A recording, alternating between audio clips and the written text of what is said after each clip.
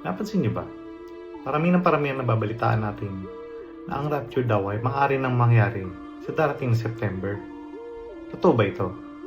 Si Brother Joshua po na pinaka-trending ngayon, ang unang video na napanood ko na nagsabi na maaaring sa September 23 na nga itong taon natin mangyari ang rapture.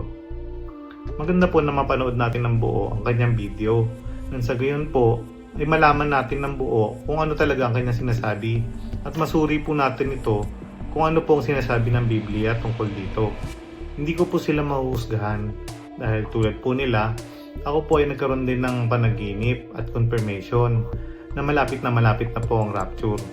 Marami pong agad na magsasabi na huwag tayong maniwala dito dahil ang alam po nila nakalagay sa Biblia na walang nakakaalam ng araw at ng oras.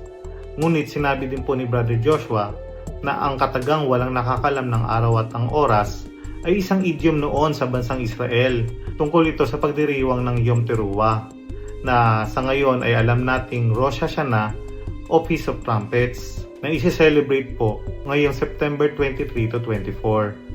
Sa aklat po ng Leviticus ay binigyan ng Panginoon ng 7 kapistahan ng Israel na kanila pong isi-celebrate at ito po ay bibigyan ng katuparan ng Panginoon. 4 po sa mga kapistahang ito ang na-fulfill na. Ang Feast of Passover po ay nagkaroon ng fulfillment nang siya po ay pinako sa krus. At ang Feast of Unleavened Bread naman po ay nagkaroon ng katuparan nang siya po ay nasa libingan kinabukasan pagkatapos po ng Feast of Passover. At ang Feast of First Fruit naman po ay natupad noong 3 araw nung ang Panginoong Jesucristo po ay nabuhay ng magmuli. After 50 days naman po, ang Feast of Pentecost ay nagkaroon ng katuparan nang ibuhos po ng Panginoon ang banal na Espiritu sa kanyang mga disipulo. And knowing that God is a God of order, malamang po sa hindi na ang mga natitirang kapistahan kagaya ng Feast of Trumpets at Feast of Atonement maging ang Feast of Tabernacles ay ipupulpil po ng Panginoon sa eksaktong araw ng mga kapistahang ito. Next in line of order po ang Feast of Trumpets. Ang Feast of Trumpets ay isi-celebrate sa September 23 to 24 pero nagsisimula po sa gabi ng September 22.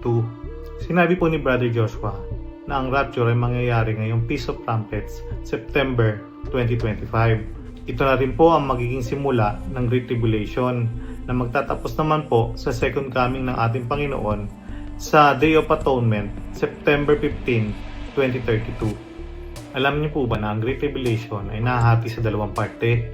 Isang 1,260 days po at isang 1,290 days. Bawat propesiya po ay kailangan matupad kung paano po siya na-prophesy.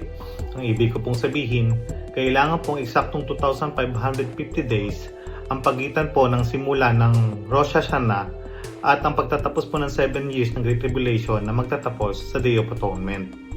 At alam niyo po ba kung ilan ang eksaktong araw ng pagitan ng Feast of Trumpets sa 2025 at ng Day of Atonement sa 2032?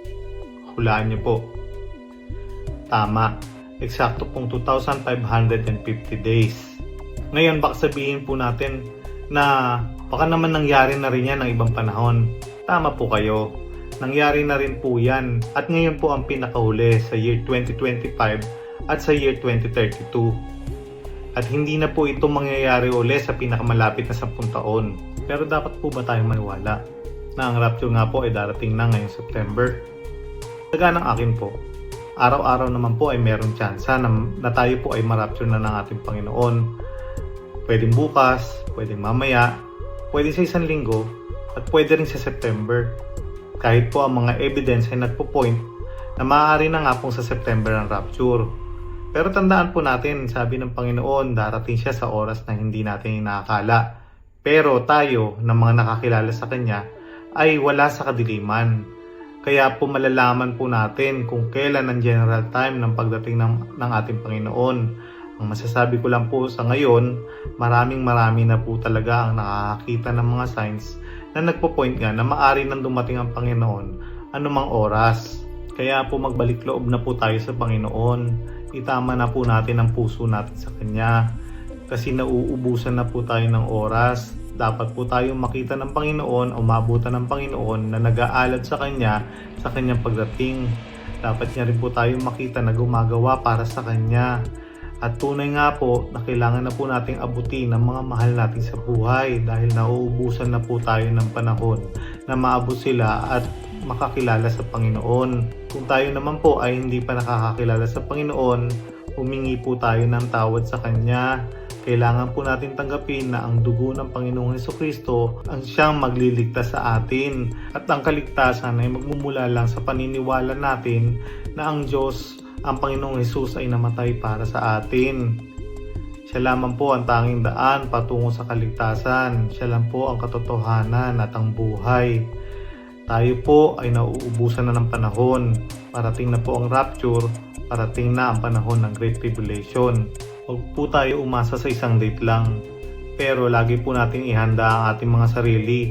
Nang sa gayon, anumang oras o araw dumating ang ating Panginoon, makita niya po tayong handa.